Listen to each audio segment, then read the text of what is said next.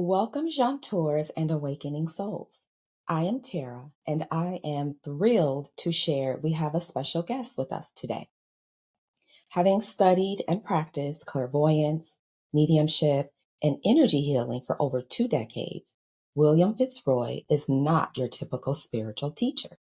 Equal parts mystic and pragmatist, channel and strategist, he walks the line between the ancient and the modern with grace, grit, and a little irreverent humor. William is the founder of Art of the Seer Academy, where he guides those who are ready to deepen their psychic awareness, reconnect with their spiritual gifts, and step into their intuitive power, all without losing their sense of humor or grounding in the everyday world. Today, William and I will explore how we can bring intuition and intellect into a coherent mind, body, soul dialogue, and how to integrate intuitive awareness into thinking, feeling, embodiment, and creativity, transforming psychic sensitivity into embodied wisdom. Welcome to the Jaunteur podcast, William. It is a pleasure to have you with us. Tara, thank you. I'm so excited to be here. We had such a fun time in our pre-meet that I'm looking forward to this conversation a lot. Awesome. And I recently had the pleasure of joining one of your channeling sessions, and it was absolutely beautiful. Yeah, I was there. You didn't know. Oh, I didn't know that. Yes, I was there, and it was absolutely beautiful. It was a really great experience. So thank you for inviting me to that. Yeah. Oh, that's great. I'm so glad you were able to come. I was it the one just the other night where I was working with a different, right? Yeah. I don't pay attention to who's there. I'm I in the could tell you zone. were out of body. So. Yeah. That's great. Do you oh, that's so fun. Well, I'm gonna ask you some questions about that when we Of get a little course. deeper in the Yeah. conversation. But we'll just jump right in if it's okay. We'll get going with the questions. I have lots to talk to you about. So we'll begin very simply. What does true integration of intuition and intellect look like from your experience? Yeah, there's the way that I talk about sort of psychic or intuitive abilities is there's like three different ways to be sensitive. Um, Sensing, which is sort of body, right? It's feelings, it's emotions, it's picking up on like vibration from like sort of a body sensational level, right? So that's sensing. Seeing, which is clairvoyance, which is your ability to kind of see energy as mental image pictures. Not dissimilar to like your imagination, really, but like it's that same musculature when you read a book, which I don't know, people don't read books anymore, so this is part of the problem. But like, when you read a book and you can like see it in your mind's eye, like that is clairvoyance. It's the same musculature.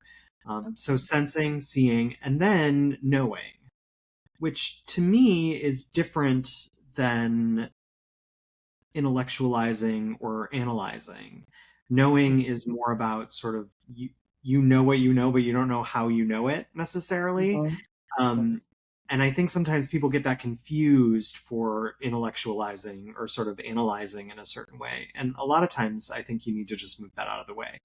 So what I have found in my work is that most people are overdeveloped in one of those three, which means they're underdeveloped in the other two.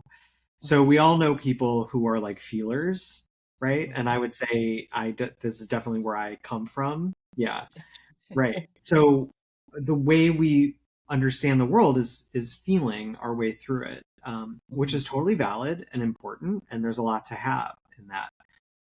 But what I challenge people to do is you don't need help with the thing you're overdeveloped in. What you need help with is the things that you're not overdeveloped in, right?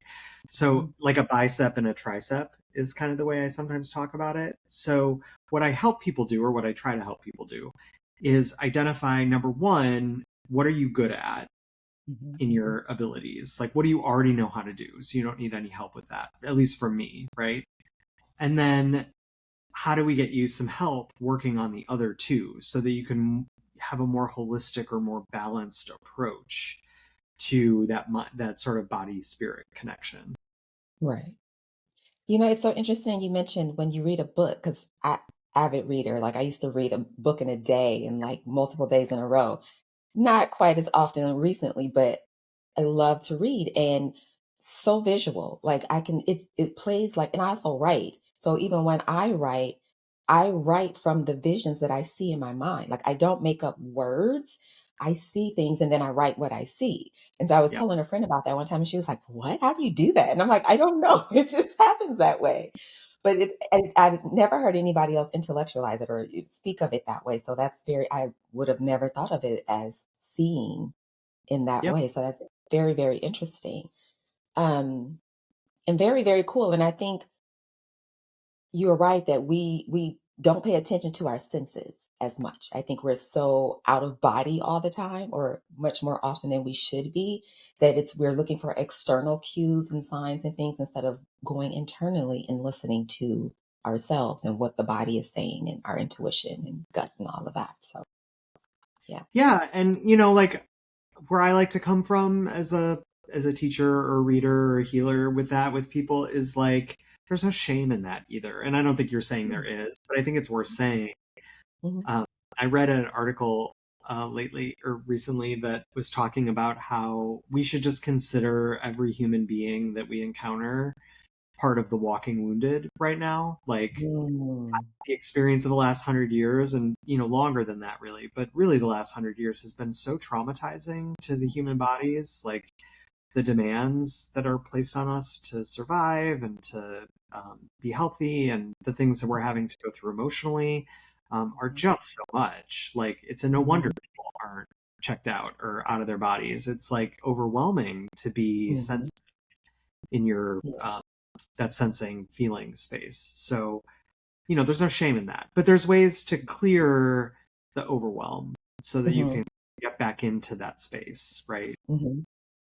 Yeah, because I don't think people realize how much they hold in their bodies. Like when you don't express something, when you don't say something, when you don't do something, I don't think they realize that it literally accumulates inside. And of course, there's other side effects from that when it doesn't express the way that it should in a timely manner as well. But yeah, that's we can spend forever talking about We could that. talk the whole rest of the time. But I do also think it's worth saying there's so many different ways to do that, which Mhm. also, Mhm. I really validate is, the way that the focus that I have on clairvoyance and that seeing aspect is just one way. So, and that doesn't need to apply to everybody, and it doesn't need to be everybody's cup of tea, and it doesn't necessarily need to be the thing that is the healing for any individual person. It's just a way to get there. I had Yeah. I had a mentor who used to say, "There's 1,000 doors into the temple," and I always loved that because it's like, yeah, there's so many ways to connect to yourself and to connect to that inner landscape or your inner intuition or your abilities. Um, Mhm. some people do it through yoga. Some people, I always joke, I know people that are like runners. Do you know anybody that's like a runner? Mhm. If they don't run for a couple days, they're like, I don't know what to do with myself. Yep. Now that sounds like hell to me. I joke I only run when chased and like nobody's Right. chasing me, so like I'm not running anytime soon. But there's so many ways to connect to oneself. And I think it's Mhm. about finding the practice and the methodology and the door to the temple that is the one that feels and works for you. Yeah, I tell my clients all the time, like, no part of life or well-being is one size fits all. Like, you may have to try multiple things to figure out what exactly suits you. And whatever suits you at that time may end up evolving or changing later. But again, that's life, right? You keep evolving and you choose and you find and you adjust and then realign as things evolve and as your life goes on. So, yeah, there are many, many ways. So, if you're out there looking, just continue to search and find what resonates with you. Yep. So, how can intuitive awareness support? I guess we kind of touched on this a little bit, but support mental and emotional health rather than just being spiritual fluff? How can we tap into it as that you and use that awareness to help ourselves mentally and emotionally? I think the path, and this is again what I've learned working with people and watching people go through spiritual growth and sort of come into their own gifts and like take steps in their own healing really is that, a lot of times people come to psychic work wanting to help other people, which is so noble. And, Mhm. there's a lot of people that need help. So, like, Yeah. there's a lot of opportunity if you want to be a Yeah. person that helps people. And I think that's so noble and so good. Certainly when I got into this, I remember taking my first clairvoyant class. I was like, oh my God, I am going to be like, I'm going to give people readings. I'm going to help people. It's going to be great. What I didn't know was that I was embarking on like a, 10+ year journey of Mhm. healing myself Mhm. first Mhm. before I could actually really help anybody Mhm. else. Mhm. And that's not to say you can't help people along the way, Right. or that there's a perfect state of stasis that you reach as a healer where you're like, oh, now I'm Mhm. healed, so I can heal everybody else. Like, healing Mhm. never ends. Yeah. But I do think there's a mastery of self that comes from this work that is essential if you are actually going to be a healing to the world and those around you. You Mhm. like the old saying, hurt people, heal Yeah. people. Like, just your Yeah. presence is a healing if Yeah. you have healed some of your own wounds. Yeah. Um, so to answer your question, I think, like, ultimately you have to come to this work or whatever your practice is from a space of like, this practice speaks to me because it's the healing I need for myself. And eventually, when Yeah. I have a mastery of self, I'll be able to maybe give that to other people as well. Yeah. And again, it's very important that when we are healing ourselves, we are healing other people. Like Mhm. when we are healing ourselves, our vibration, our resonance changes, and that ripples outward, and people start to notice the change. And you know, it's a ripple effect. So I think it's important to note that starting with yourself, it does heal the people around, especially family and friends and whatnot. So Yeah. yeah. And we can all use a little healing. So, Of there's a lot course, of opportunity. always. I mean, like you say, there is no point we reach and like, oh, this is it. I'm perfect now. I'm healed, and I don't have to. You know, as long as we're alive and living and learning and being in the world of the world, there are going to be things that we have to heal and work on within ourselves. And I've and I I've don't always think been that's a bad thing. No, Oh, I go was ahead. gonna say I've always had students, and I laugh. The foundation of the practice that I teach at Arthas here is an embodiment meditation, and I Mhm. recommend when people are starting, like 30, 40 minutes a day. You can split it up into chunks. You could do it all in the morning, or all, like whatever works for you. But like, you have to Yeah. spend time practicing your tools and working the energy on Mhm. your own. And I inevitably have people that, like, they do that for 10 weeks or they do that for 6 months. And then they're like, so like, when do I not have to do this? And when do I not have to meditate? And I'm like, oh, that's No. sweet. Like, Yeah. I don't know that you realized you're going to be doing this for the rest of your life. Yeah. This is, it's like yoga, right? Yeah. So even if it's not a physical body movement yoga, it's still a yoga in a certain way. And so, it just becomes part of who you are. Yeah, and I think I like that you mentioned that. I was just talking about that because I'm working on some yoga qigong practices, and a lot of people don't know that yoga was not originally poses.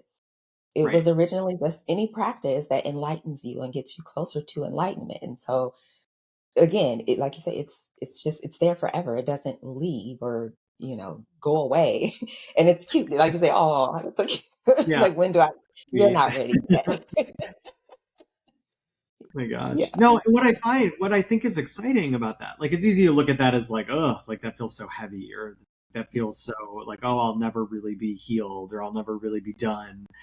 But what I do find, and this is what people, I think it's unexpected to people who have a practice of any kind for a long time, is eventually what happens is it becomes so integrated into who you are that then you own the practice and it starts to change to meet you where you're at rather than you Yeah. having to do it. So, like, the first 10 to 15 years I was doing this, I was meditating at minimum 90 minutes a day in different chunks and stuff. Yeah. Um, I meditate probably 20 minutes a day, like 3 or 4 times a week now, which, still feels like, I don't know, still feels like I'm breaking the rules sometimes, where I'm like, oh, I could be doing this more. I'm not. But what's happened is I've done it long enough now that I have ownership of it, and now I know what I need for Yeah. myself. And so rather than somebody else telling me how I should have my practice, Mhm. I've owned it, and now it's like, oh, I know what I need to have my practice, rather than something Yeah. outside giving me those rules. But then also you have your school, your academy, and so you helping others, like you're receiving that healing at the same time. So it's like you don't need it as much on your own because you're doing it throughout the day, throughout the week. So but having that alone time, I think, is probably the more important part versus being with the group. Just reconnecting with self is important. Yeah, and people, I'm so glad you brought that up, because I think people also sometimes miss that component where even if you're giving to other people, which again is noble and wonderful, and so like we need more people to be giving to each other, I think is Hmm. part of our cultural problem. Hmm. You still have to take time to give to yourself. Like you still have to fill your own cup first. So Yep. I work with a lot of psychics and mediums and intuitives, who have professional practices, but like where who heals the healer, right? So like where do they go to be given to, or to help clear some of the stuff they're handling? And it's nice to have somebody ongoing that can support you in your own practice. And Yeah. we do that in two different ways at the academy. One is through private sessions, or any psychic is welcome to take a class with me. I'd love to have anybody, no matter what your methodology is.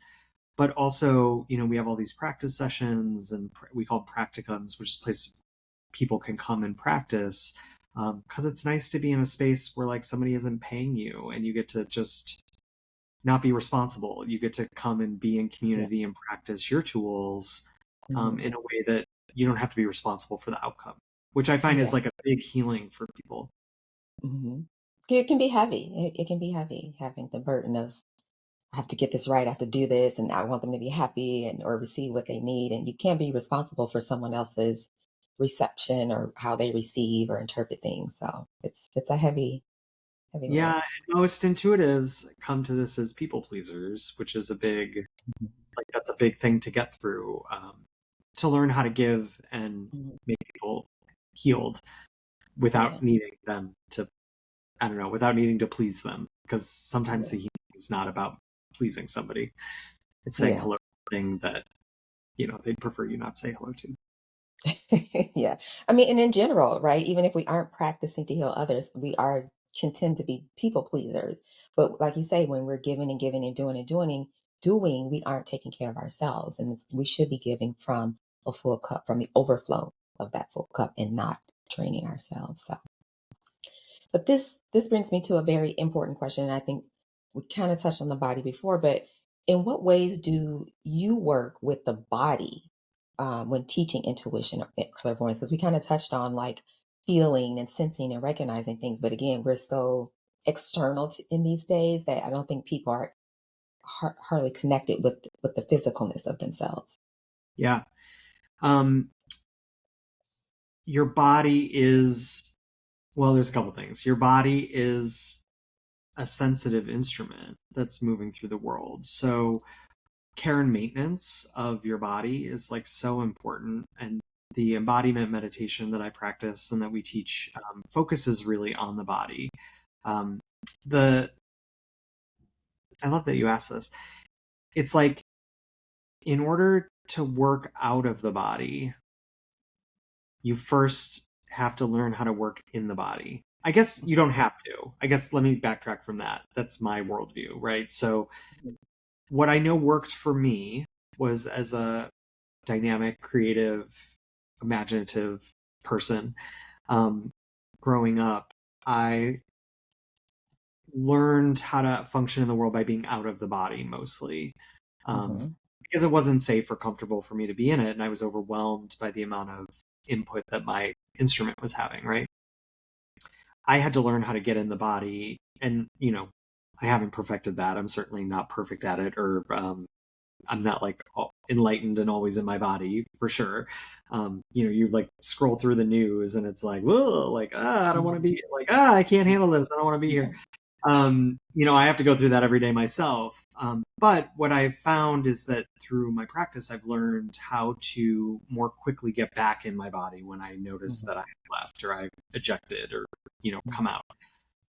That practice of learning how to get back in your body and how to be in your body, and aware of everything that your body is trying to communicate to you and is sharing with you on an information level, through sensations and your senses is so important, because you can leave the body and go to the astral realm, or you can work as a medium and like channel other energies through you. That's all great.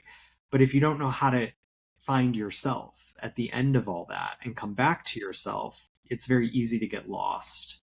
I tell this, the part of the way I teach this in my medium classes is I talk about how what I've noticed about mediums is they tend to,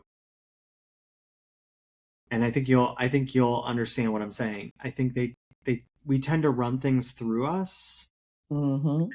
and then when it's not enough, or it's over, or we don't like it, or it's not healing us anymore, we just reach out for something else. Mm-hmm. The joke I make is, it's like we've all had that night where you're like, oh, I want something salty, and then you eat something salty, and then you're like, now I want something sweet, and you like eat something sweet, and then you're like, well, now I want something salty again, and you're so this tendency, I think, for mediums to constantly be like, and what happens over time is it's like paper mache. So Yeah. you end up like running things through you, and then it's like, oh, now I need something new. Now I need something new. And then over time, it's just like layers and layers and layers of things that you've been sort of Mm-hmm. pulling through you. Mm-hmm. And then you can't find your way back to you. Like, what is your baseline underneath all that? And sometimes over years or decades of doing that. And it's really hard to kind of, the archaeology of finding yourself at the bottom of all. Does that make Yeah. sense? I think, yeah, oh, it absolutely does. And then I think that's where we lose the self-trust in ourselves, because like we can't find ourselves, we can't hear ourselves, we don't trust ourselves because we don't recognize it. We can't find it. It's like, what's going on here? So I think that's extremely important. And just to go back a little bit, what you said before about when you said you should heal inward before trying to help outwardly, and you said, oh, I'll backtrack that. But I think it's important that you say that because again, even in my work, I don't not I'm a medium in a sense of just listening and hearing and helping my clients find what they're looking for, but not in the sense of doing readings. But even with that, if we're not healing the inner, what happens is when we're trying to receive messages to help our clients, they get skewed because it's pulling on, dragging on everything that we have baggaged and piled onto ourselves. And so we're reading everything through the lens of the mess we are holding on to, and it's not clear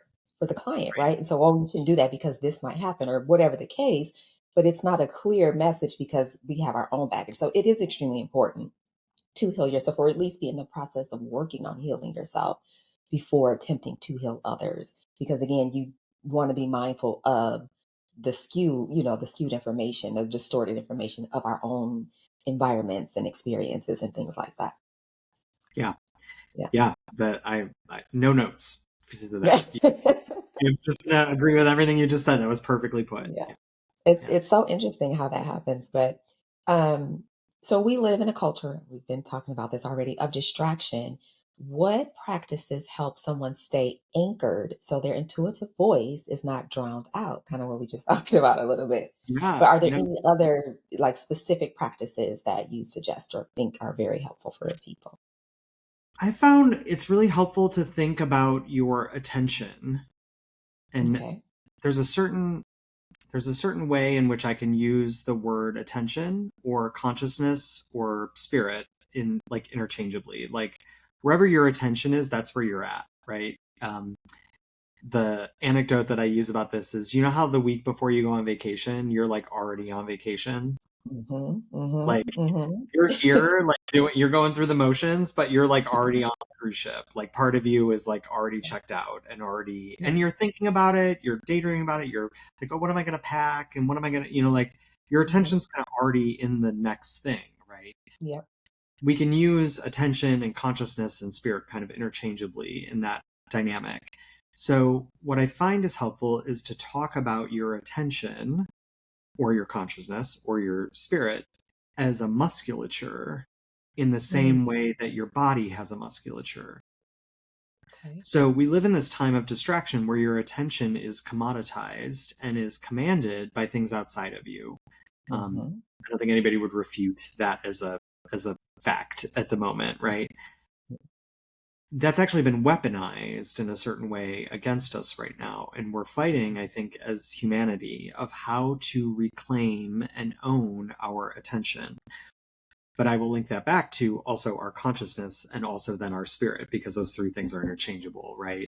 So when you start to think of your consciousness or your attention as a musculature, it starts to make sense why perhaps it has atrophied Mm-hmm. over time. And that's just because you haven't been working it out. Mm-hmm. And so Yep. finding ways to get playful with your attention, and what do you put your attention on? What do you choose to pull your attention back from? Where do you lean in to giving something more attention? Where do you lean out and like have a boundary of, no, I'm not giving that my attention? Anybody who has kids, I think, understand, or dogs, understands this implicitly. I think it's like, Yeah. you know, and I don't have kids, so I can't speak to it, but I know people who do.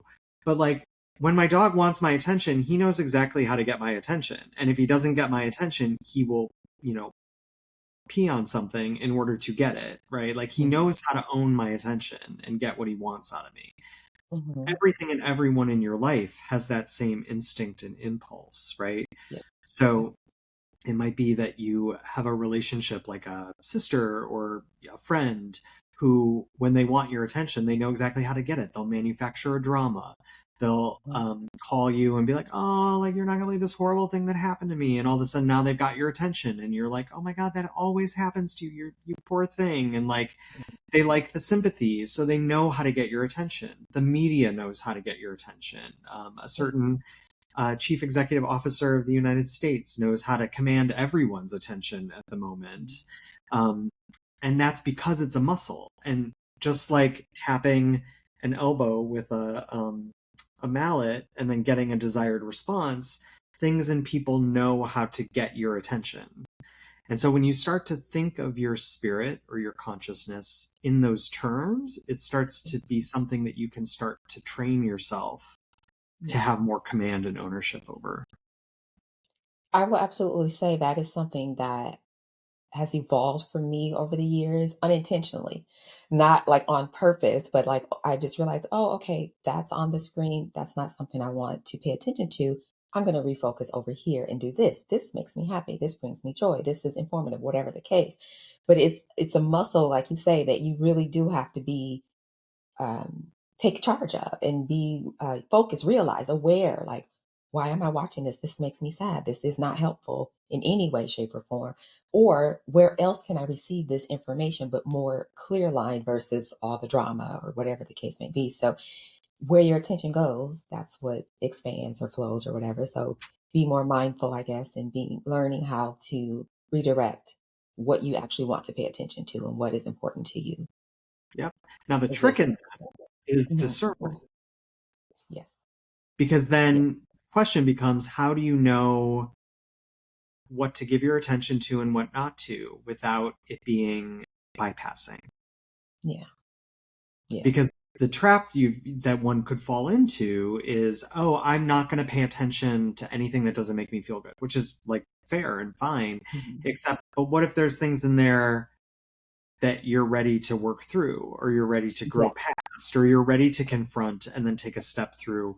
But if you're Yeah. just saying that doesn't feel good, I'm not going to pay attention to it, that could actually work against you in a certain way, right? Yeah. So Yes.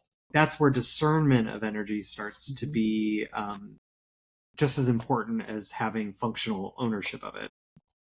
The two go hand in hand. Yeah, Absolutely. They go yeah, hand in hand for sure. So, and just real quick to clarify, because I know I've heard many people say this, but we're all mediums, right? Whether we recognize the abilities or not in some capacity, we all have these abilities on some level. Like you say, some may be more enhanced and utilized than others, but we're all mediums, right? yeah. I'm so glad you asked this, because I'm very passionate about talking about this particular thing. Okay.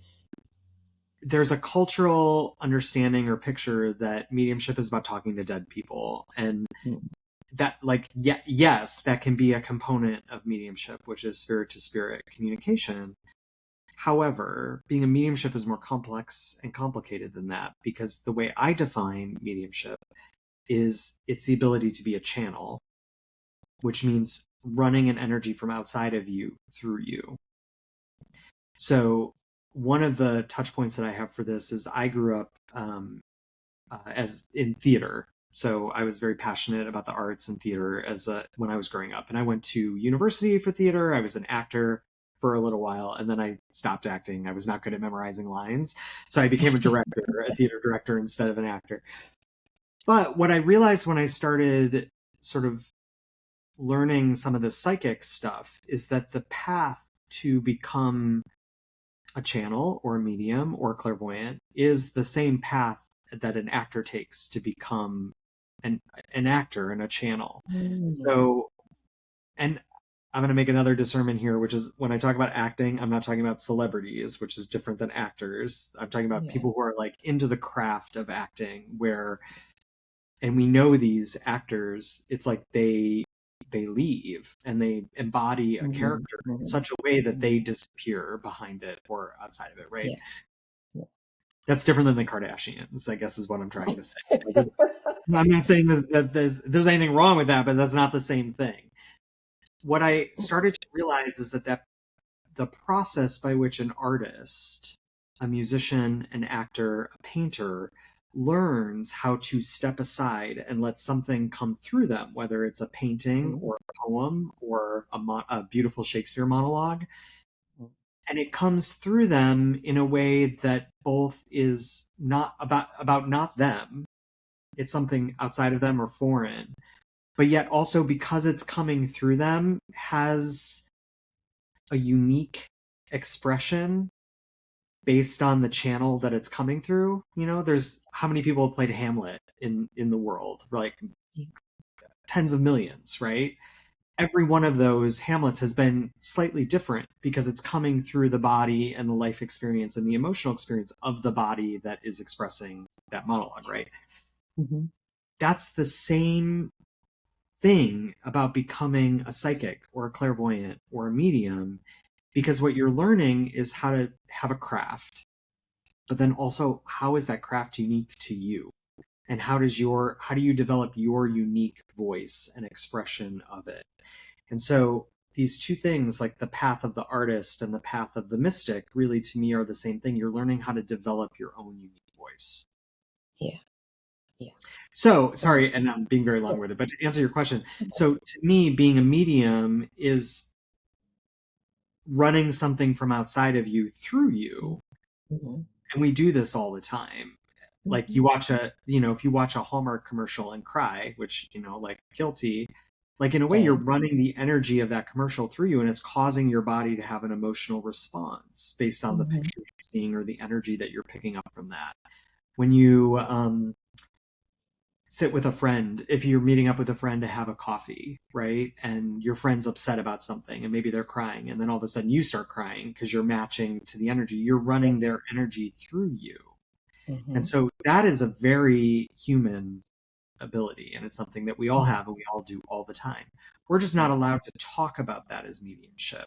And there's a whole bunch of reasons why that is, which we don't have to go into. But I do think mediumship is kind of endemic. Like we're all doing it all the time. And I think if people understood that in a different way, they might have more ownership of it. Yeah, well, I mean, and that's why I'm very happy we're having this conversation, because the way you're explaining things, like when you talked about the clairvoyance and the vision, the seeing, we all well, not all, there are people who don't, Yeah, but for the most part, many of us do have visions and can see things. And like when I do a lot of meditations and visualizations with my clients, and it's part of what we do, but I never thought of it as a mediumship, or like you say, running feelings through, because I'm very empathetic. Like when I go and visit my family, there are periods where I have to literally go and sit in a room by myself because I have so much energy. I'm like literally vibrating from all of the energy of all the people in the family and the friends and all the things. And so it's like, I need a minute, but again, it's just how we do things. But again, putting it in this day to day, down to earth perspective, which most people aren't familiar with, makes it really easy to understand and connect with more. So then maybe they can start to, oh, that makes sense. Okay, maybe if I do this and pay more attention, then they can start to focus and find ways to be in silence and embody and better manage whatever it is that they're bringing through. And how to be you, just more efficient and Yeah. more powerful, or more, in ownership of yourself. Like I think a lot of, like, I've had an experience of a lot of people coming to me for classes or for readings even and healings where there's a sense of being broken and being like, make this stop. Yeah. Fix And I think this. we've all been there, that overwhelm, Mm-hmm. right? Like, oh my Mm-hmm. God, Mm-hmm. turn it off. Like, Yeah. turning it off is an important skill and ability. Um, Mm-hmm. but it's not that there's anything wrong with you. It's that your musculature is overloaded. Yeah. And so what you need is training. What you need is some time and some attention to your form so that then you can lift heavier weights in a certain way. You Yeah. can sit in those rooms longer. You can be in relationship to those challenging energies in a way that stops overwhelming you and starts to be something that you can actually carry, should you choose to. Yeah. Yeah. So there are always going to be those who doubt, but there are also those who are very curious. So, how can someone transform that curiosity or doubt into an invitation rather than a block to say, oh, I can't do that. That's not real, or that's me, or that's not what I'm experiencing? Like, how can they transform this into curiosity to actually be useful for themselves? That's such a good question. I think you just have to show up. Okay. Like, I've watched a lot of people go through it. I made a commitment to myself a long time ago that I was never going to play the prove it game about it. Like, Yeah. I'm not interested in people that want me to prove it. It's more like, Yeah. oh, you're not there yet. Okay, well, go get there and then come back. It's like, Right. I'm not here to Yeah. convince you of anything, and I don't think that's what you're suggesting. But I do think there's a difference in that.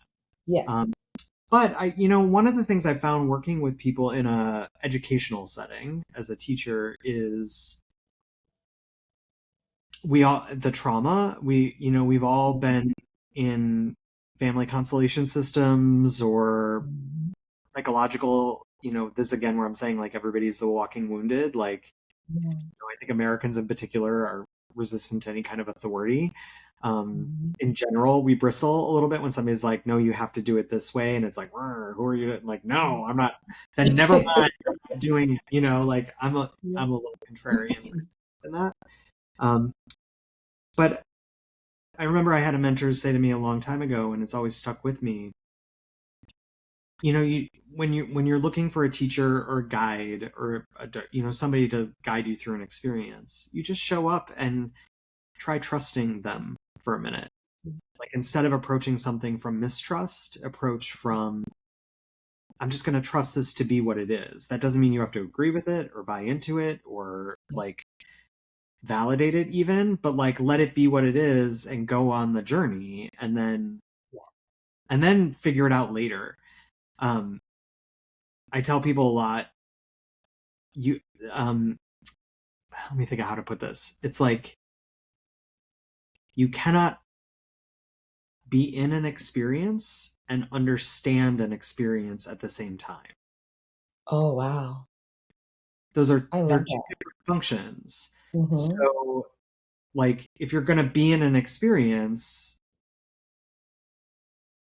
like, be in the experience and let the Yeah. experience be what it is and be in it, and then later try to understand it or try to like deconstruct it or try to like analyze it.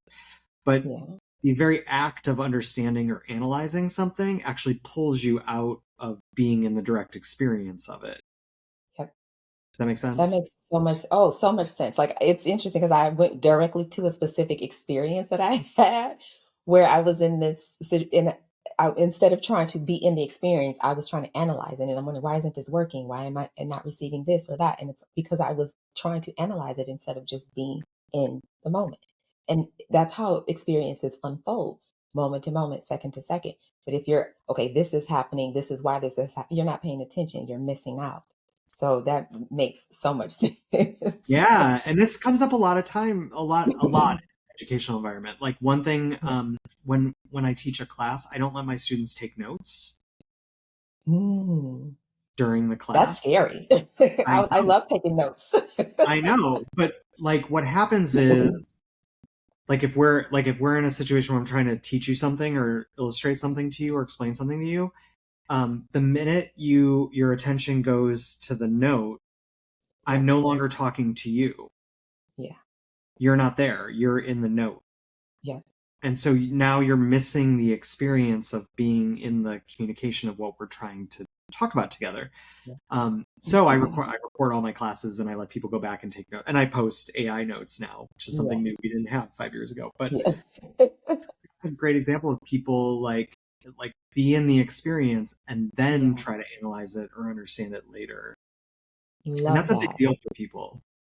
It's a huge deal because it's a huge deal, but it's also, I think it's important because the note taking is outside of the body, whereas the being in the experience is being in the body. See, I'm learning.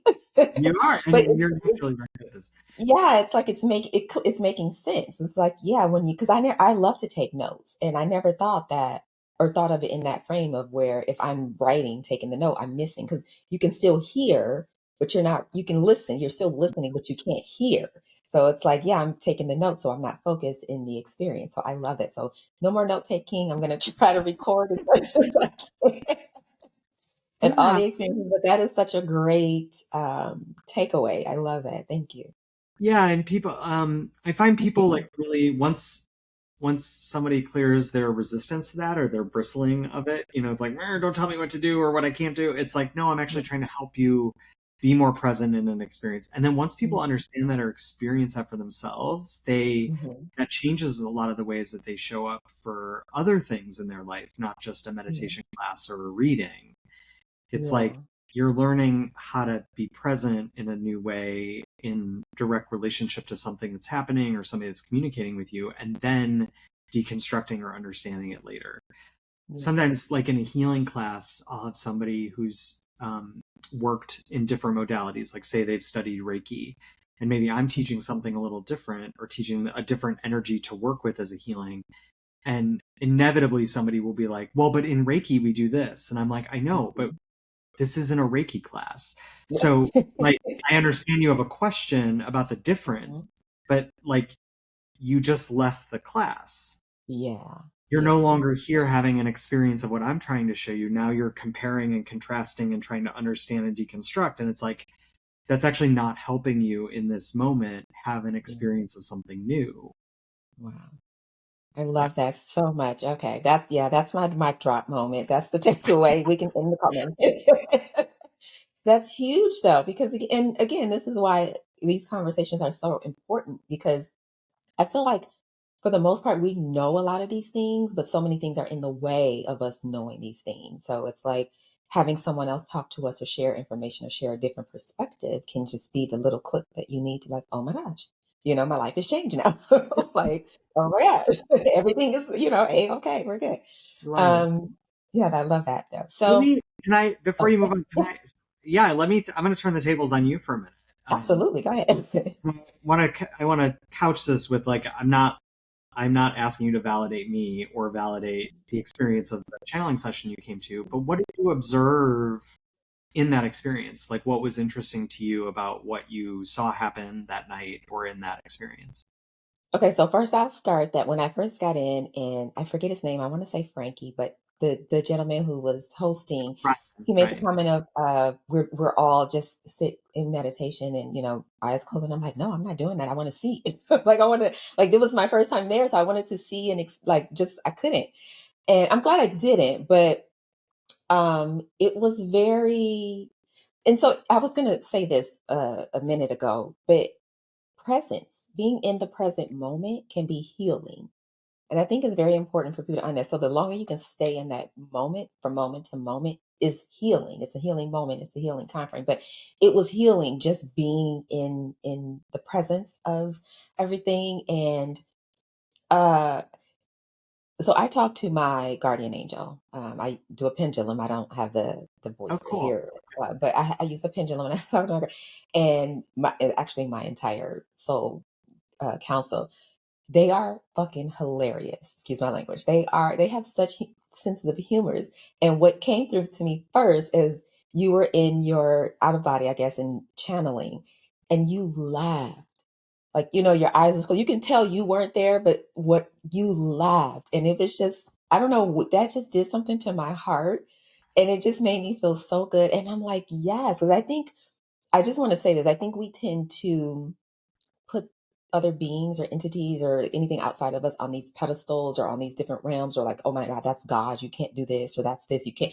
And it's like, no, like it's not, to me, and from my perspective, I'm speaking from it's not that way. It's like you don't have to idolize or anything. Like, they are very down to earth and very loving and very caring, and that came through when you were channeling. And that was the thing that stood out to me the most. It was just very interesting, one, to hear when you were sharing, answering questions, or the Hilarion, I think he said his name was Clarion. sharing answering the questions, and the people that he was answering to or answering the questions for, because everybody was on mute, but to see their expressions when Hilarion was sharing the feedback, and it was either like yeah, or oh my God, no, or like, it was just the reactions to people when he was sharing the information. It was like that hit home. They would, do this, or like, oh my God. And I was like, okay. It was just very, very interesting. So I'm glad I didn't close my eyes to see it and to experience it, because I've sat in on I've had my own sessions, but it was just very, very interesting to see. And I will share one more thing before I start rambling. There was a lot of yawning going on. And I learned years ago that, like, that's, off gassing, and like when energies are moving through. But something that my guardian angel shared with me was that he loves when we yawn, or in general, the angelic realm loves when we yawn, because not only it's doing something physiologically, like with cooling the brain and the system or something like that, but the way he explained it is that it's a moment like between worlds, like we become translucent, and it's like when we're yawning, we're releasing something, a lot of things, but it does something, and we become translucent and closer to their world, and like we basically sparkle or shine or whatever to them, so they love to see that.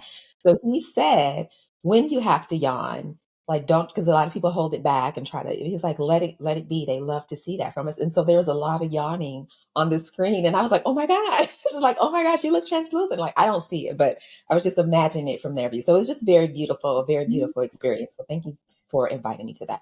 And I actually did get to ask a question. Okay. And it was just funny what Hilarium shared. And I was talking to my guide about it afterwards. I was like, really? And because you said something like, you're not good at receiving help. And we're here, like a whole bunch of us are here to help you. And so I was talking to guardian angel afterwards. And I was like, oh, was this in reference to this? And he was like, yeah, and whatever. And it was just a funny conversation afterwards, but it was a very, very lovely experience. I love that. I love that. Thank you Yes. for sharing your impressions of that. Yeah. Did you notice one of the things that I love about group work like that? And if you didn't, that's okay. But like, I'm wondering if you noticed, even when other people were getting healings, it like kind of applied to you too, Oh yeah, right? Or like, absolutely. yeah, I Absolutely. think sometimes people are caught off guard, or that's like an unexpected experience in a group Mhm. healing, that where it's like you might not be getting a direct healing, it might be somebody else is getting the healing, but just being Yeah. around that person getting the Mhm. communication actually opens something up for you just by observing it. Absolutely. So I find it's like there's an efficiency in like getting people together to do stuff like that, because everybody gets to have more rather than it just being about like one-on-one healing work. Absolutely. Yeah, I absolutely noticed that. And there were a lot of like, okay, yeah, not a direct imply, but I can see how it fits for me as well. And I can see where I can lean into that or tap into that a little bit more where I wasn't otherwise. So yeah, absolutely. It was just a beautiful experience. So Oh, that's so thank cool. you Thank for you for inviting. coming. It was exciting. Um, exciting. Yeah. Yeah, very exciting. Okay, so is that your only question for me? Yes. Yeah, that was Okay. me turning the tables on you. Okay, cool. Thank you.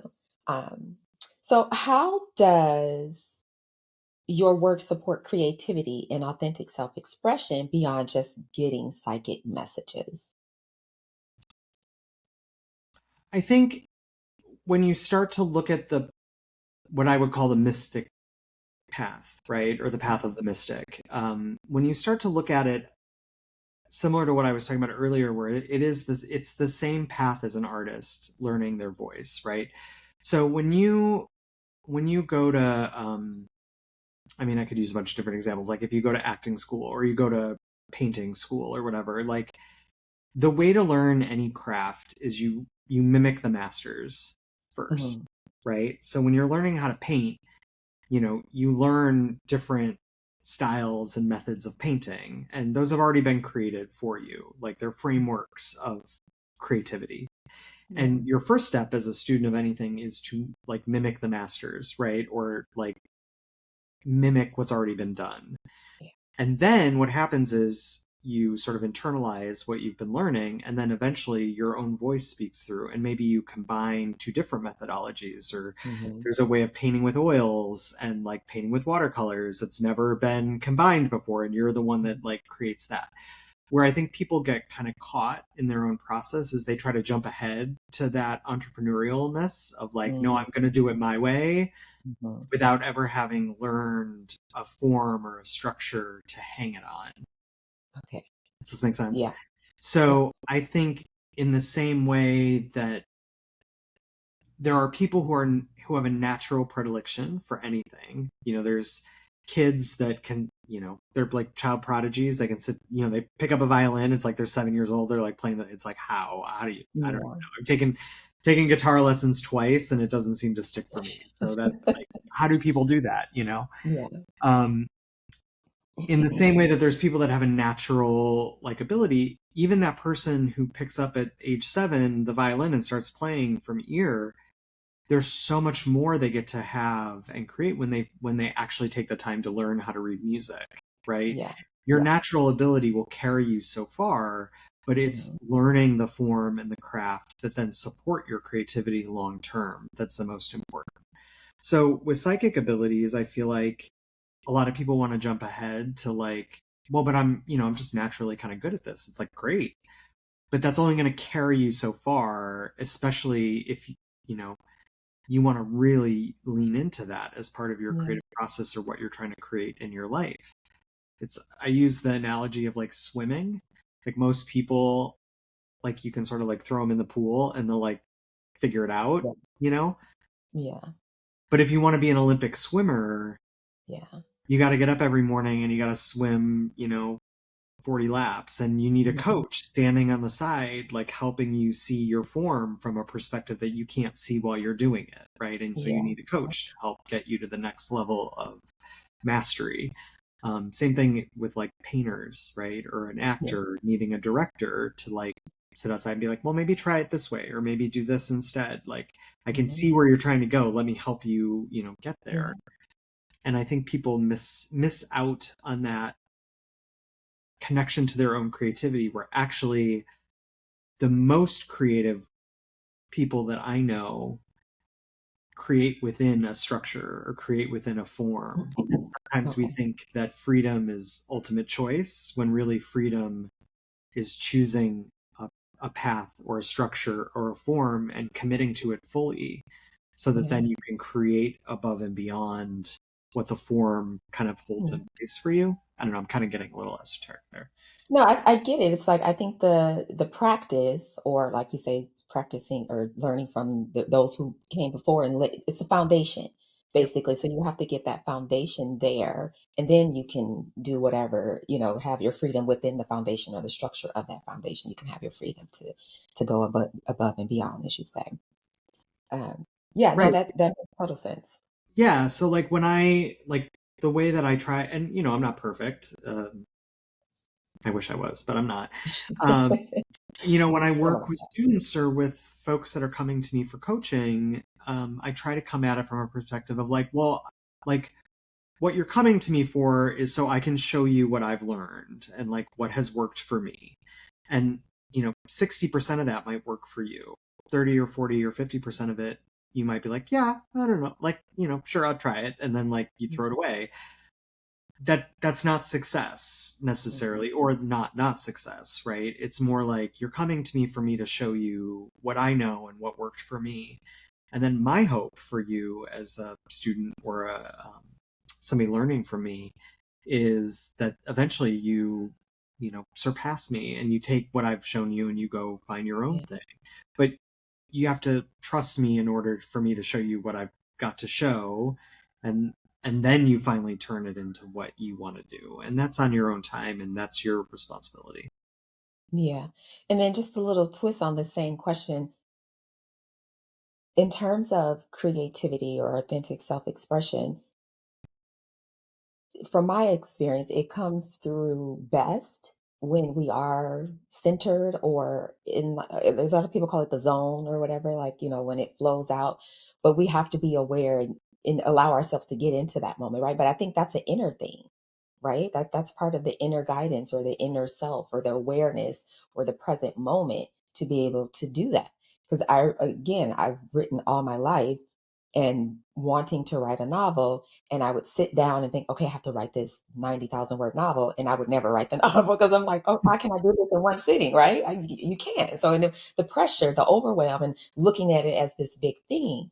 But then when I sat down one day and said, excuse me, I'm just going to write 2,000 words on this specific scene here. And then literally like 35 days later, I had 102,000 words. Like, you know what I mean? So the changing the perspective and focus, but I just sat in that moment and didn't worry about the bigger thing, everything else, because a 90,000 word novel, who's going to like it, who's going to read it, what everybody going to think? And, all of that is external. Get in the moment, get internal, and just focus on that. And literally, I'm telling you, it just came out. I was so shocked. It was like, whoa, okay, here we go. But again, going inside and becoming present with self, and it just flowed. And so I Right. think that's part of too, where creativity and authentic self can come from, when we get out of the way of all of those external things and just let it come through us And in that you have moment. illustrated and learned such a beautiful lesson for yourself here, which is not making the world around you responsible for your ability to create. Hmm. So the Hmm. thing that I link what you're sharing to is I knew this psychic once. She called herself the bathtub psychic, which I thought was fun. And her whole thing was she would run a bath and get in the bath and then channel. And it was like, being in that space allowed her to get out of her body. And it was a form she developed for herself. It was really fun. I thought it was cute and kitschy and catchy. And, Yeah. um, but what I remember thinking was also like, well, but what if you can't get in a bathtub? Yeah. Yeah. Does that mean then you can't do it, or you're not Yeah. able to do that if you don't have a bathtub to do it in? Right. Or there's people who need their crystals and their or their deck of cards or oracle cards or whatever. Hmm. Again, I'm not against tools. I think tools are useful and tools are Hmm. tools. But at its heart, it's like if if you need Hmm. everyone and everything to be perfect around you in order for you to get into that flow state, I think you've given up all your authority Yeah. to everything and everyone around you, right? Yeah. You think of the great athletes that we know, or the great musicians, or Yeah. writers and people, there's a owning being able to do it anywhere, anytime, and it's not about what's going on around you, it's about what's going on inside of you that enables you to do it. That's how I think Mhm. people get into that flow state or that peak Yeah. state. um, I think I grew up in the 90s in Chicago, so like Michael Jordan is my touch point. It's like watching Michael Jordan play basketball was Yeah. like, it's like a transcendent experience because he's so Yeah. in the flow. Yeah. Now the team supported him and the environment around him was supportive and conducive of that. But Yeah. ultimately it was about him Hmm. finding that within himself and being able to do that again and again and again. And Yeah. that is nobody's responsibility except his as the athlete or as the artist, right? And Yeah. No, when I you're love it. writing, I'm like, oh, you found that for yourself. Yeah, because in the beginning, all those years when I was trying to write, and I would exactly that, I would sit down and it's like, okay, I can't have music on, I can't have this on, I need absolute quiet, I need this, and all of those are external things. But what I found was when I actually got into the flow state, I heard nothing. Like I have a son, and he would literally be standing next to my desk, calling mom, mom, mom, and I would not hear him, and I'm like, oh my gosh, I'm so sorry. But that's how deeply in the flow I was, and so it's you don't need like I said, all of those external things, or at least you should try to get to a place where you don't need them, or that you can still find your centering spot or your state of flow without those things. Because trust me, when you get there, none of that, nothing else matters on the outside. It is a wholly transcendent experience, like you said. And the beautiful thing to do is to get to a place where you don't need those things, and then you can add them back in. Yeah, Then yeah, it's fun. It's yeah, tools. They're ways to yeah, support you or to augment your practice, but it like your practice isn't dependent on them. I guess is what's important to me. yeah. So I'm really curious to hear your answer on this next one, but many listeners have had intuitive experiences that felt disjointed, like, or not even aware that they had them. Like, how can they integrate those experiences in a grounded way? That's a great follow on to your previous question because they're very linked. Yeah. I I recall I gave a reading to somebody. This was maybe 10 years. This is a long time ago, but I'll never forget this reading because this woman had come to me and she was at a certain point in her life where she wanted to make a career change and she was looking for some guidance on having a life of meaning. Mm, And she had worked in corporate or like whatever for so long and she was like, I want to do something that's meaningful. And she got really mad at me. This is why I'll never forget this reading, is because I read it and she got mad at me because I didn't tell her what she wanted to hear. I told her what I saw, mhm, mhm. which I was like, well, nothing explicitly has meaning outside of the meaning you bring to it. Yep. So what she wanted me to say was, oh, you should go save the whales. Like commit your life to saving the whales Yeah. and you will have a life of meaning, right? Mhm. But that's not true. Right. In so much as if she cared about saving the whales and decided that that's where she wanted to put her attention and her consciousness and her energy, it would have meaning for her. Yeah. So I'm linking this to your question because, like, I think you have to bring the meaning to something yourself. Yeah. And that's why there's so many different ways to give and so many different ways to receive, as many as there are people, because there isn't one way that is right or meaningful. It's the way that has meaning for you and what allows you to really bring your presence and your energy in a meaningful way to it. Yeah. I don't know if I'd be curious to know, 13 years later, if that woman, like what she ended up doing. Yeah. She got really mad at me. I Yeah. was like, I don't see what you're supposed to do with your life. I see that you're looking for a framework and a picture of how you can bring your passion and your enthusiasm and your giving to something in a meaningful way, but you have to Yeah. decide what has meaning. And she didn't quite like that. But I Yeah. would be willing to bet that over time she understood that after a while, right? Yeah. Yeah. I think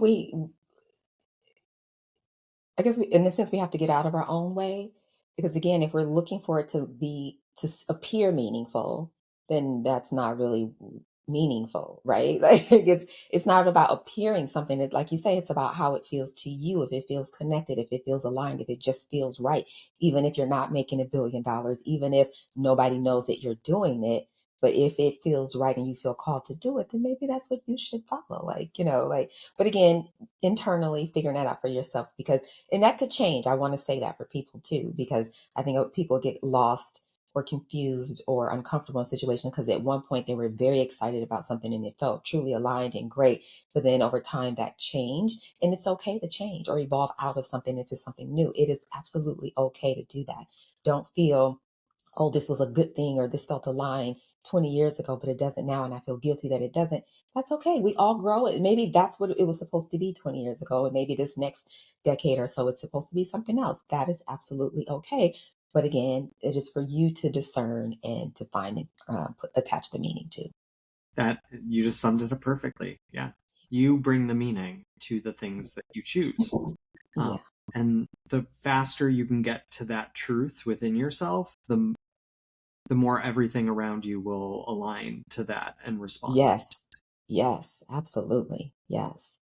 So, how do you teach or encourage intuitive literacy? So, like helping people develop a language for their inner experience, because I think we all experience and interpret differently, right? Mhm. So, how do you help people find that the the literacy, or this means this or this means that, or whatever the experience or the it comes through. How Never do you? heard it put that way, and I really like that, Tara. Okay. Steal that, actually. Yeah, go ahead. Um, yeah, this is very topical for me because running an educational space in energy work and spirituality and psychic abilities, there's a lot going on out there. Like there's a lot of, and I mean, you just go hang out on YouTube for a couple days and like you learn a lot. Yeah. And it's all very different, and it's all from different points of view and different perspectives and different end games or goals, or like there's just a lot. There's a lot going on. Certainly more than there was 20 years ago. Hmm. Like the explosion of being able to access information, I think, is just a little overwhelming, to be honest. Yeah. There's just so much. What I find is that it's really useful to have clear agreements around language, especially in a community environment, because what happens is it's a little like Tower of Babel, where like everybody's saying things but meaning something totally different. So one of Hmm. the things we try to do in our community is create like spiritual agreements around terminology, pictures around like how things work, not because it's right or more true than anything else, but because it's more Hmm. efficient. Okay. So a great example of this is like grounding. Like that's one of the first things I teach. Hmm. And I have a lot of people be like, "Oh, I already know all about grounding. I don't need to learn that." And I'm like, "I know you know about grounding, but do you know what I mean when I say grounding?" Hmm. And you might not. So I'm going to teach you what I mean when I say grounding so that we have an efficiency and an economy when we're working together, that I can say, okay, Hmm. ground. And you know what I mean by that, not what another teacher meant by that, or not what you have picked up from all these different videos.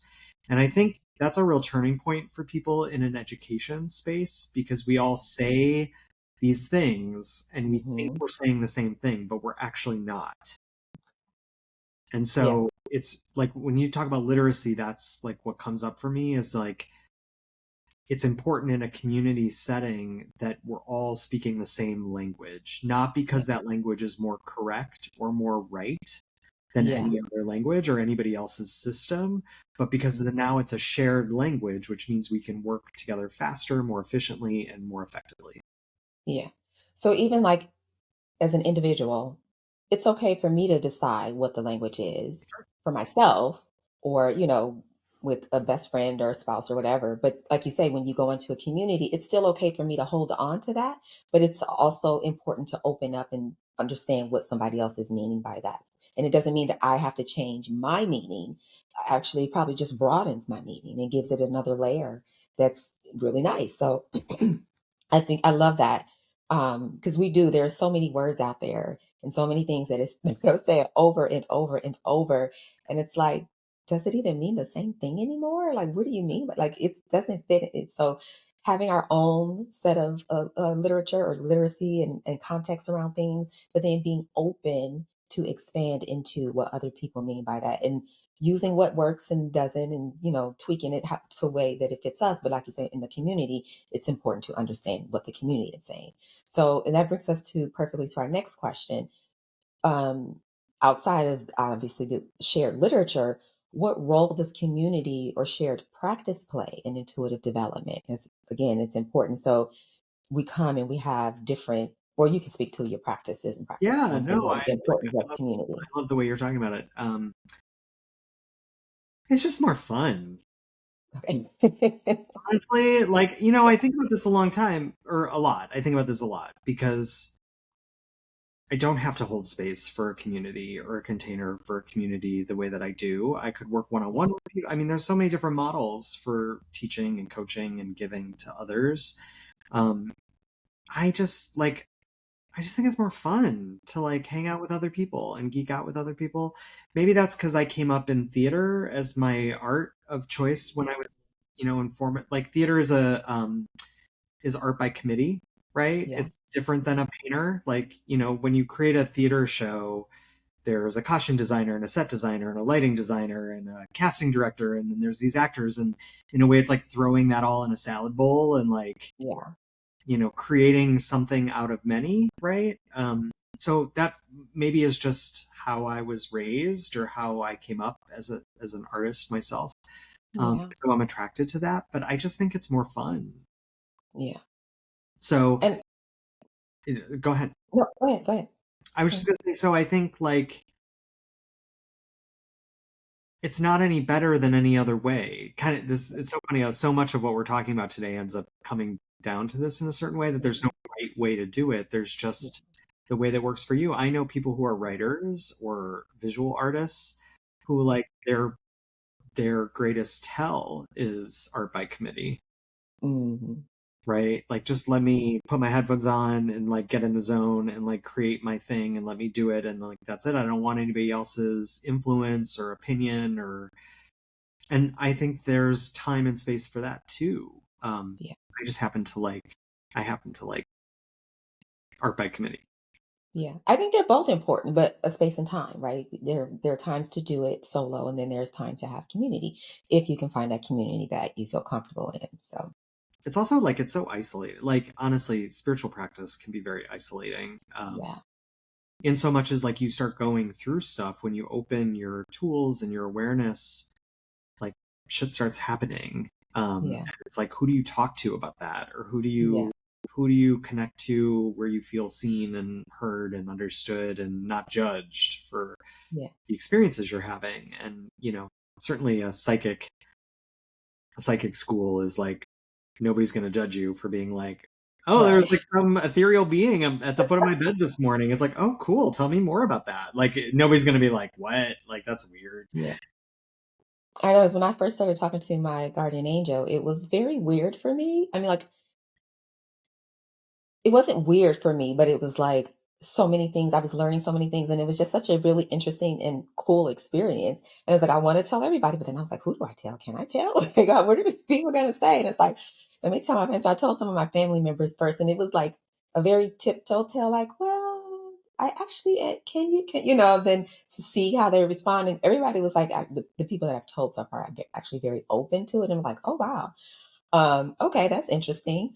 But it just, yeah, so community helps, definitely helps So, I mean, as a explore. practitioner of something, I think it's helpful to have a supportive community that you can turn to when you need help. So, one of the things I know from reading other people is sometimes you handle like energy when you read other people. Like maybe a Mhm. session doesn't go so well, or a client has a reaction or a response to something that you read, and you're like, oh, like I feel there's like energy, right? Like stuff gets Yeah, lit up. It's nice to have a community to go to. So, like, yeah, particularly earlier on in my career with this, I don't do it as much anymore, but there were times where I would go through periods of like reading other people and then feel weird. And I'd have to have like a psychic colleague, like, why do I feel so weird after that reading? And they're right. like, oh, well, there's, like, blah, blah, blah, there's all the stuff that got lit up in the reading. So it's like Yeah. having a community that can help you recenter yourself when you're kind of out Mhm. on the front lines doing stuff. There's like a safe Yeah, space for you to go yeah, have your own process and your own healing is really beneficial. yeah. I love that. If someone wants to step from being intuitively curious into being intuitively activated, what would your roadmap look like? Oh. Um, we so the first step is, and this is cool because it's like a summation of a lot of things we've been talking about. The first Okay. step is finding a place that you trust, that feels good Mm, to you, like finding a yeah. community or a mentor or a teacher, and Mhm. like that might mean trying a bunch of different places, and that like that's not a failure. So I tell people Right. all the time, like, you might just need to go meet a bunch of people or listen to a bunch of podcasts or read a bunch of books and find something that you're like, oh, this speaks to me and this feels comfortable for me. And then Mhm. trusting it for a while. So taking some classes, taking some training. Um, we work at Art of the Seer, we focus first on clairvoyance, that ability to see, Mhm. because I think that is the foundation of everything. Seeing is believing. So if you Yeah. can start to trust what you see, which is different than what you hear or know Hmm. or sense, Hmm. your body is a liar. I hate to say it. Like, love bodies, but like bodies are liars because they have trauma, they have reaction. Like Yeah. there's a lot that can be confusing in that.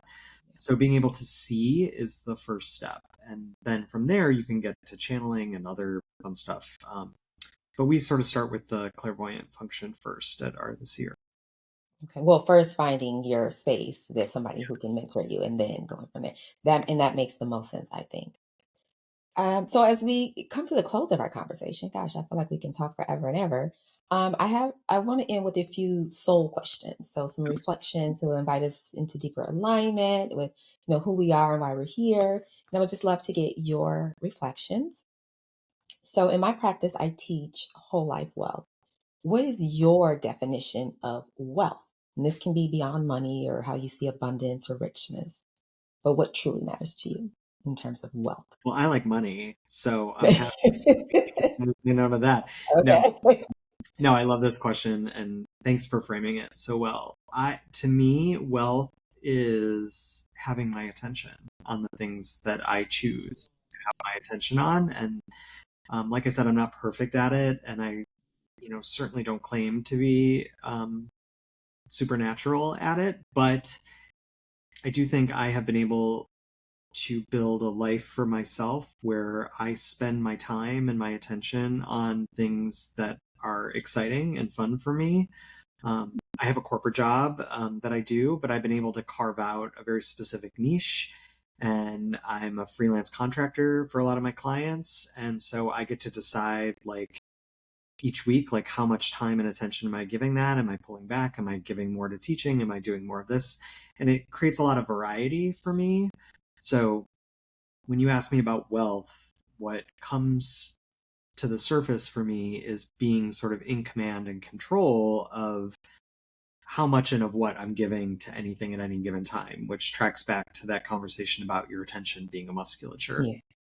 So time wealth. I Yeah. love that. I love that. What is one simple ritual or practice that grounds you each day? Iced coffee. Iced coffee is grounding. Yes, it's like I wake up in the morning and the first thing I have Okay. like 5 coffee shops in my neighborhood. So I Yeah. rotate and, I have friends at each one and like baristas that I know at each one. I Yeah. really like, for me, I know this is an unexpected answer, but like that's my ritual every morning is I go out into the world and Yeah. I don't make coffee at home. To me, the Yeah. like social aspect of it and like going to another place and seeing the people that I know there, sometimes running into friends or neighbors at those places is just very grounding to me because it like Yeah. allows me to be like, I'm in the world. I am not hiding in my house, and Yeah. like this is how I engage in a certain Yeah. way. I also really like cold brew coffee, Okay. so turns So me it's on. not the coffee itself that you find grounding, it's the ritual, the process around getting the coffee and being able to engage and being outside. And also it's the ritual of getting coffee that is Yep. grounding for you. Okay. And I love that too, because it is not a typical answer, but that also goes back to what we were saying about you have to find what is right for you because there is no one size fits all. And so getting coffee, the ritual of getting coffee and engaging is beautiful. I think that's beautiful. Okay, so what does living a fulfilled life mean to you? Maybe it's a personal vision of fulfillment or what makes you feel whole or alive or true, but what does that living a fulfilled life mean to you? Michael Mead is one of my favorite authors. He's a fascinating guy. I'm not going to spend time talking about it, but he has this really beautiful book about the word genius, Mm, how culturally we have a misunderstanding of that word in the same way that we talked about mediumship being sort of culturally misunderstood. yeah. Um, the actual definition of genius, the original Greek word that relates to, is defined as perfect time, like the perfect thing in the perfect time in the perfect space, an alignment Mm, of a thing and the time and the space that it exists in.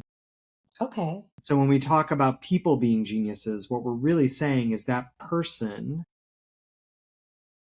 is perfect in this time and space to bring something forward that maybe somebody else Yeah. could. And so that's my answer, is like, I think it's about genius, but not Okay. genius like being smarter than other people. It's being so yourself, Yeah. and an alignment of the time and space in which you are being yourself, and that you're allowed to be that at its most optimal. Yeah. I think that's why it's so important to be ourselves and to be authentic, because that's where we find our genius. That's where the flow happens, and that's where we find our genius. I love that. Thank you for sharing that. Thank you. How do you experience or define source? What do you call it? God or universe or spirit? How do you experience and define I don't know. Somebody's got to be in charge of this whole thing. it? Like, I don't spend a lot of time trying to define Okay. the sheet that we throw over the unexplainable to define it Yeah. or explain it. And I don't think you're asking me to do that, but my Hmm. answer to that is like, somebody set up this whole game. Hmm. And so that's what I define as source, is the being that is overseeing or set up the game that we've all chosen to play in. Yeah. And that's fair, totally fair. And I agree with you. I've always had this feeling of like, yeah, somebody's, you know what? It's funny because it makes me think of, I think it was the movie Men in Black. There was the little chain, and it had like the whole world. And I was like, I would not be surprised if that was Exactly. the case Yes, for us. exactly. Like Yes. we're on dangling on some little bauble on somebody's trinket. Like it just blows my mind. But yeah, very, very interesting to think about. Right. Like, who's we're all in a story here. So Yeah. who's writing that story? And Exactly. that's how I think about it. Any final thoughts or messages you would like to leave for viewers? Um, you're all psychic, and you're all being psychic all the time. So the question is not, are you psychic? The question is, Mhm. how much of that do you want to own? Mm, Make I intentional. love, I And love that. that's for everybody to decide. Yes, that's a good point to add to that. It's for everybody to decide. And how can viewers find out? Excuse me, find out. I can't say the word. How can viewers find out more about you and the work that you do? Where can they find you online? Yeah, we're at artoftheseer.academy, and you can find everything you need there. I hate selling myself, so I'm not going to say any more than that. Okay. But you can find us all at the website. You can book an appointment with me. We have classes, we have drop-ins for new people, channeling sessions that people can come participate in for free. We're very open community. We love people who are exploring. So come say hello. Awesome. Well, thank you, William. It has been a pleasure getting to know you and your work. And thank you to everyone watching. I will share William's information in the description below. With love and light, I am Tara. Thank you so much, Tara. Thank you.